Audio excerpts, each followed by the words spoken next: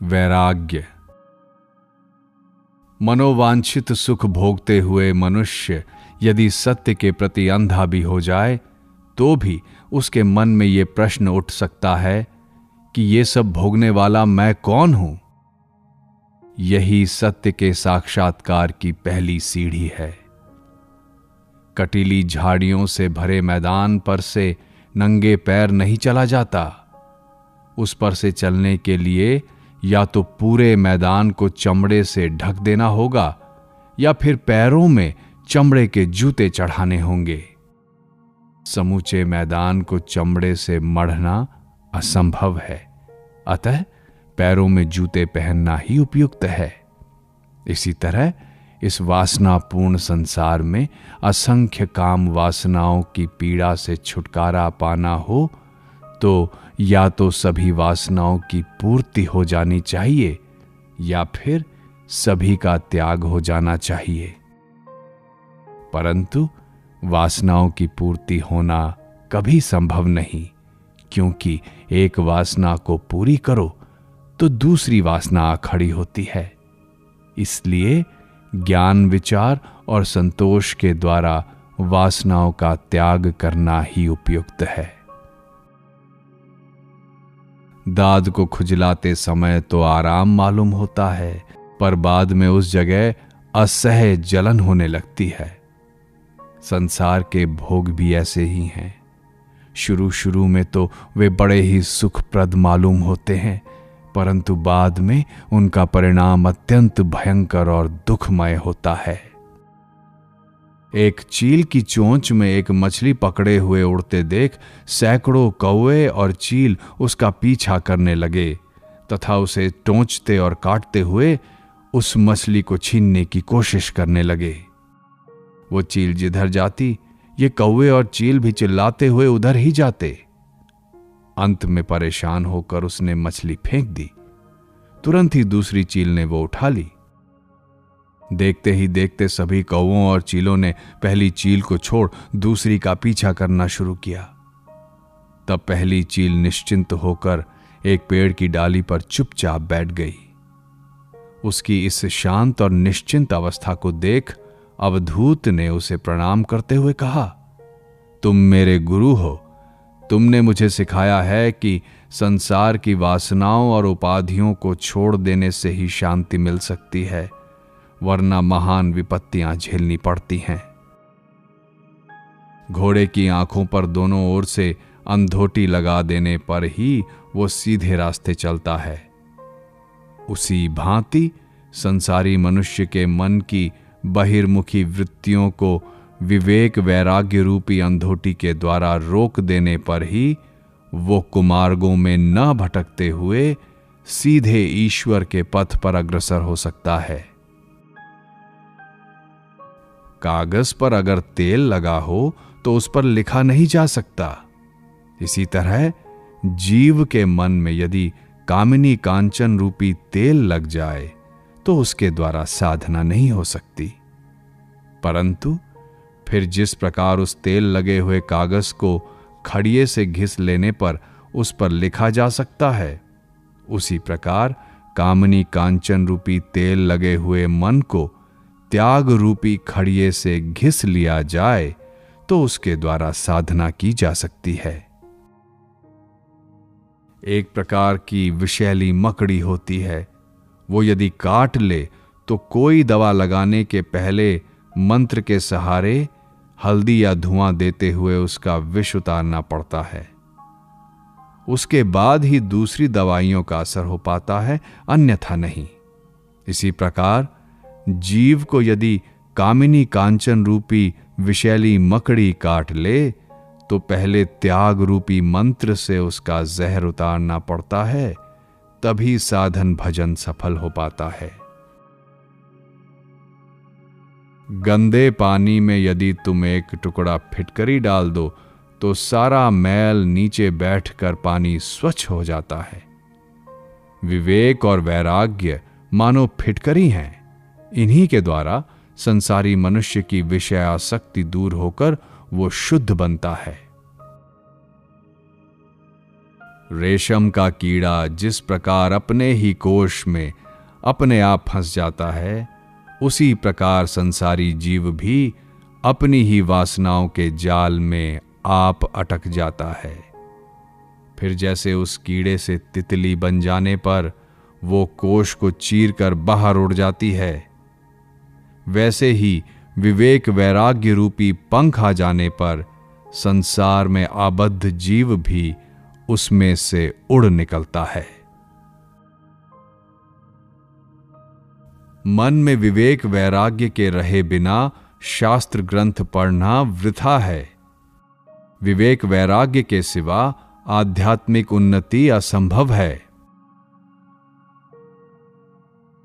ईश्वर प्राप्ति कैसे हो, उसके लिए तन मन धन का समर्पण करना पड़ता है। बद्ध जीव की मन की अवस्था कैसी हो तो उसे मुक्ति मिल सकती है।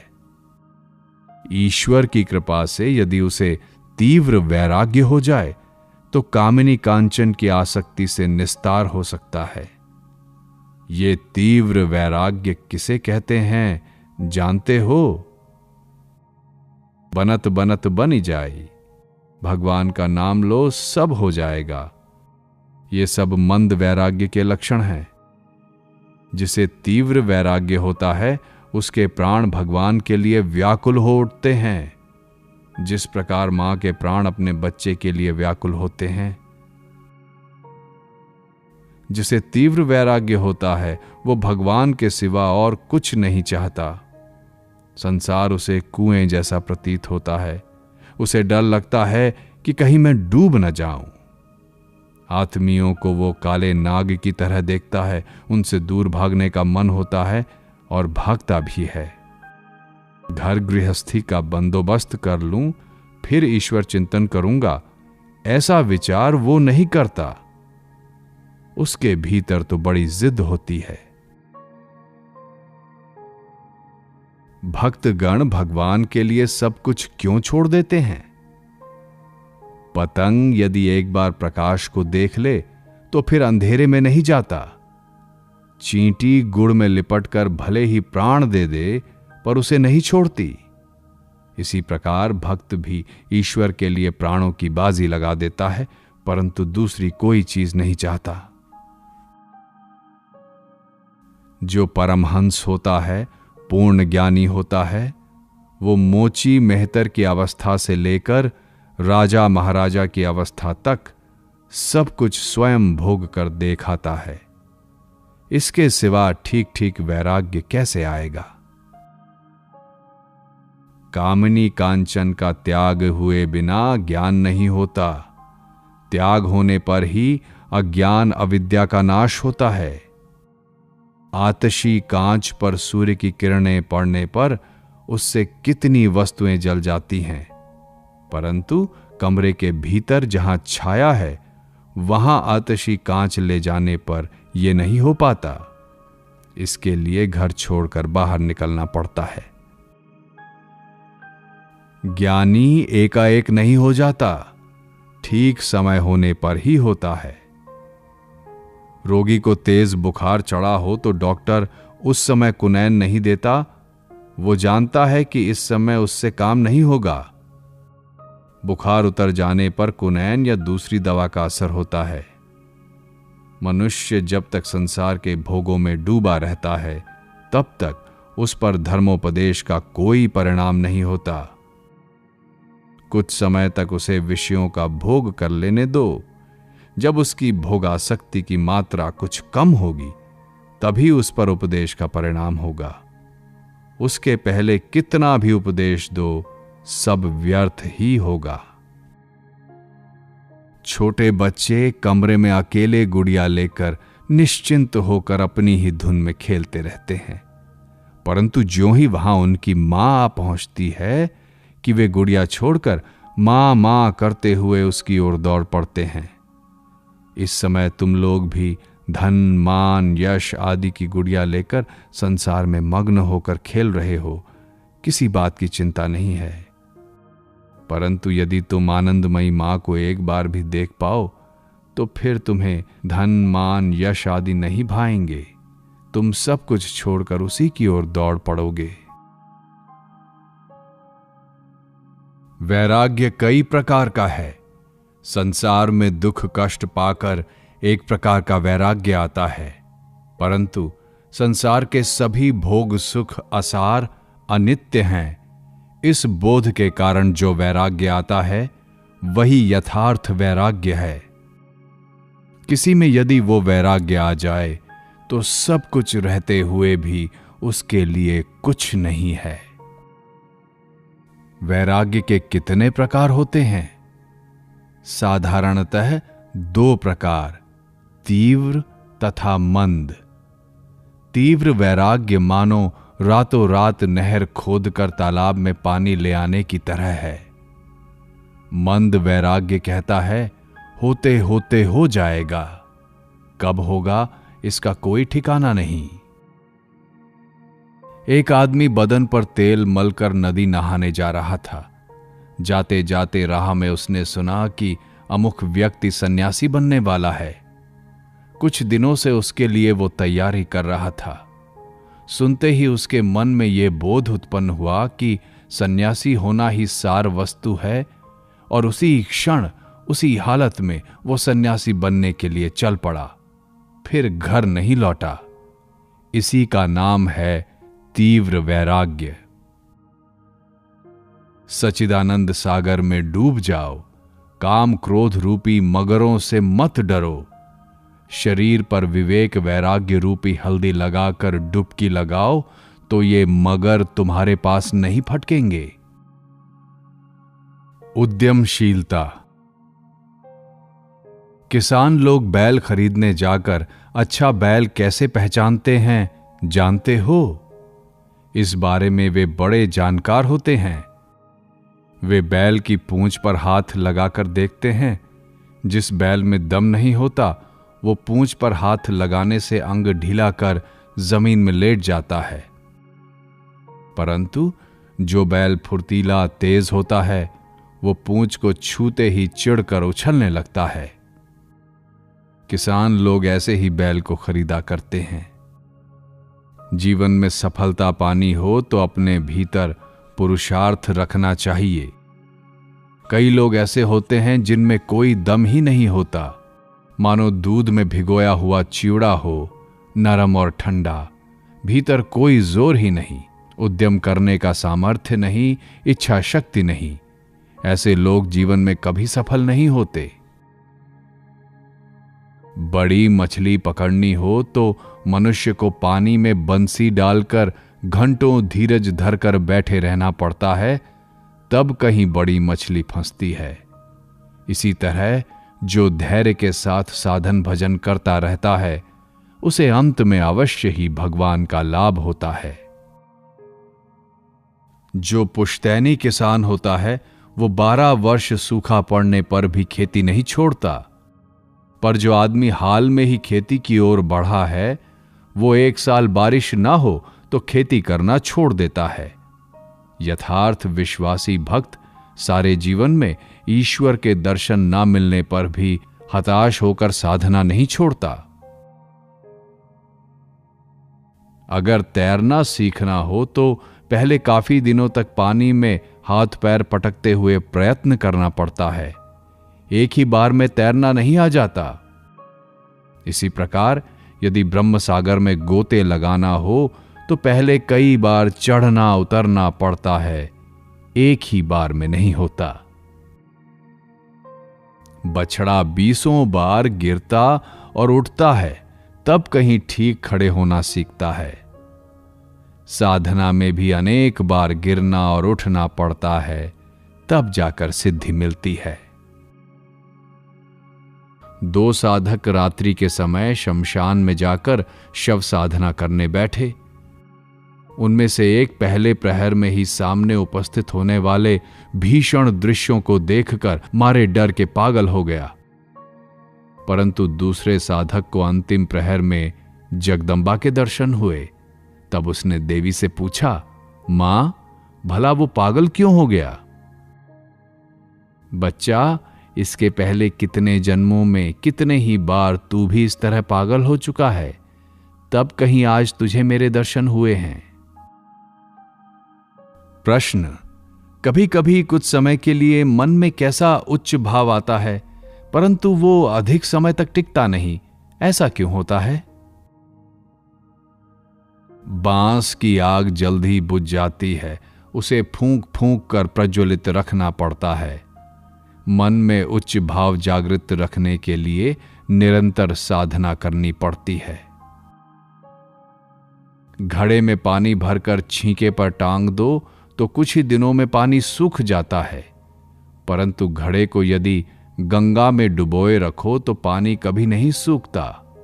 इसी भांति जो 1-2 दिन प्रेम भक्ति करके ही निश्चिंत रहता है, उसकी भक्ति 2 दिन में छींके पर टंगे घड़े के पानी की तरह सूख जाती है। परंतु जो ईश्वर के प्रेम में नित्य डूबा रहता है, उसकी प्रेम भक्ति कभी नहीं सूखती। जब तक नीचे आग है तभी तक दूध उफन कर ऊपर को उठता है। आग को हटा लेने पर वो फिर ज्यों का त्यों हो जाता है। साधना अवस्था में भी जब तक साधना की अग्नि जलती रहती है, तभी तक मन ऊर्ध्वगामी रहता है।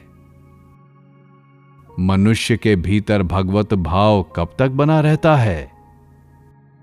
लोहा जब तक आग में रहता है तभी तक लाल रहता है। आग के बाहर निकलते ही फिर वो काला हो जाता है।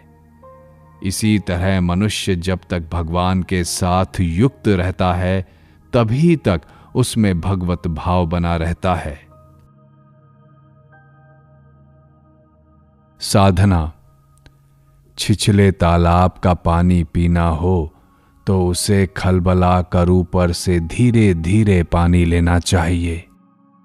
ज्यादा खलबलाने से नीचे का कीचड़ ऊपर आकर सारा पानी गंदला हो जाता है। यदि तुम सच्चिदानंद का लाभ करना चाहते हो तो गुरु के उपदेश पर विश्वास रखकर धीरज के साथ साधना किए चलो। बेकार शास्त्र विचार या तर्क वितर्क में मत पड़ो, नहीं तो तुम्हारी शुद्र बुद्धि गड़बड़ा जाएगी।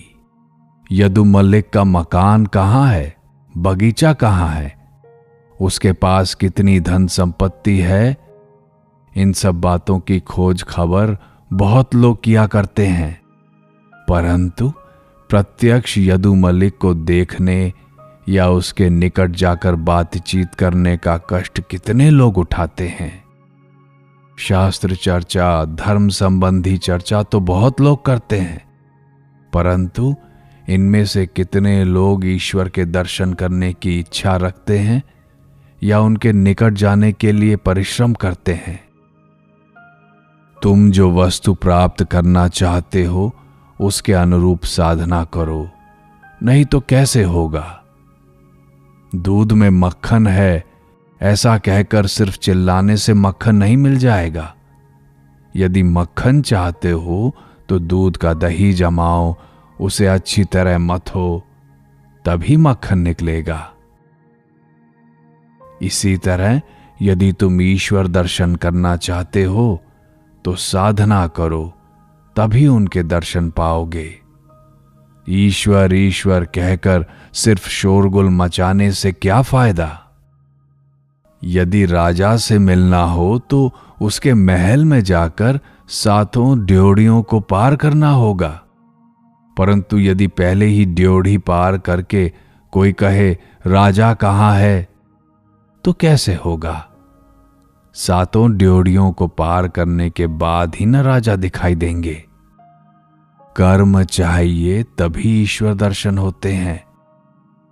एक दिन मैंने भावावस्था में हालदर पुकुर देखा एक आदमी काई हटाकर पानी भर रहा है और बीच बीच में एक एक बार हाथ में लेकर देख रहा है, मानो उसने ये दिखाया कि काई हटाए बिना पानी नहीं दिखाई पड़ता।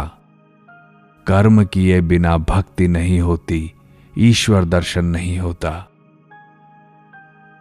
ध्यान जप यही कर्म है, उनका नाम गुण कीर्तन भी कर्म है, और दान यज्ञ ये सब भी कर्म ही हैं। स्वयं श्री कृष्ण ने भी राधा यंत्र लेकर कितनी साधनाएं की थीं। यंत्र ब्रह्म योनि है, साधना यानी उसी की पूजा और ध्यान करना। इस ब्रह्म योनि से कोटि कोटि ब्रह्मांडों की सृष्टि हो रही है। साधना की गति 3 प्रकार की होती है, पक्षी गति, वानर गति तथा पिपलिका गति। पक्षी गति, मानो चिड़िया ने एक फल पर जोर से चोंच मारी, वो फल नीचे गिर पड़ा, चिड़िया उसे ले नहीं सकी। इस प्रकार कुछ साधक इतनी अधीरता के साथ साधना करते हैं कि उनके प्रयत्न सफल नहीं हो पाते। वानर गति, बंदर मुंह में फल को पकड़कर एक डाली से दूसरी डाली पर कूदने गया, फल मुंह से छूटकर नीचे गिर पड़ा। साधक यदि अपने आदर्श को दृढ़ता के साथ पकड़े न रखे तो इस सदा परिवर्तनशील जीवन के विभिन्न घटना चक्र में पड़कर कभी कभी वो उसे खो बैठता है। पिपलिका गति, पिपलिका अर्थात चींटी धीरे धीरे बढ़ती हुई खाद्य वस्तु के निकट जाती है और उसे मुंह में लेकर धीरे धीरे अपनी जगह पर लौटकर उसका मजा चखती है। ये पिपला गति की साधना ही श्रेष्ठ साधना है। इसमें फल की प्राप्ति और उसका उपभोग बिल्कुल निश्चित है। जिसे मछली पकड़ने का शौक है वो अगर सुने कि अमुक तालाब में अच्छी बड़ी बड़ी मछलियां हैं तो वो पहले जिन्होंने उस तालाब से मछली पकड़ी है उनके पास जाता है और पूछता है, क्या उस तालाब में सचमुच ही बड़ी मछलियां हैं, और अगर हों तो कौन सा चारा लगाने से वे फंसती हैं। इन सब जरूरी बातों की जानकारी इकट्ठा करके वो उस तालाब में जाकर बंसी लगाकर बैठता है। काफी समय तक धीरज के साथ बैठे रहने के बाद अंत में उसकी बंसी में बड़ी मछली आ फंसती है। धर्म मार्ग में भी इसी प्रकार साधु महापुरुषों की बात पर विश्वास रखकर भक्ति रूपी चारा लगाकर हृदय रूपी बंसी डाले धैर्य के साथ बैठे रहना पड़ता है। तभी अंत में भगवान की प्राप्ति होती है। आत्मलाभ ज्ञान के लिए साधना अत्यंत आवश्यक है, परंतु यदि दृढ़ विश्वास रहे तो थोड़ी ही साधना से काम बन जाता है। एक बार यदि किसी का भगवान नाम की शक्ति पर विश्वास हो जाए और वो सतत नाम जपने लगे तो फिर उसके लिए विवेक विचार या अन्य किसी भी तरह के साधन भजन की आवश्यकता नहीं रह जाती। उसके सब संदेह दूर हो जाते हैं, चित्त शुद्ध हो जाता है, नाम की शक्ति से स्वयं भगवान का साक्षात्कार हो जाता है। वेद पुराण का श्रवण करना पड़ता है, पर तंत्र का प्रत्यक्ष अनुष्ठान करना पड़ता है। हरि नाम मुख से बोलना और कान से सुनना भी पड़ता है। जैसे किसी किसी बीमारी में दवा भी खानी पड़ती है और लगानी भी। सिद्ध 2 तरह के होते हैं, साधन सिद्ध और कृपा सिद्ध। कोई कोई बड़ी मेहनत करके नहर काटकर या पानी खींचकर खेत को सींचते हैं, तब कहीं उन्हें अच्छी फसल मिलती है। परंतु किसी किसी को पानी लाने या सींचने का कष्ट ही नहीं उठाना पड़ता। बारिश आकर खेत में अपने आप पानी भर जाता है। माया के हाथों से छुटकारा पाने के लिए प्रायः सभी को कष्ट साध्य साधन भजन करना पड़ता है, परंतु कृपा सिद्ध को कष्ट नहीं उठाना पड़ता। ईश्वर की कृपा से वो वैसे ही मुक्त हो जाता है, परंतु ऐसे कृपा सिद्ध विरले ही होते हैं।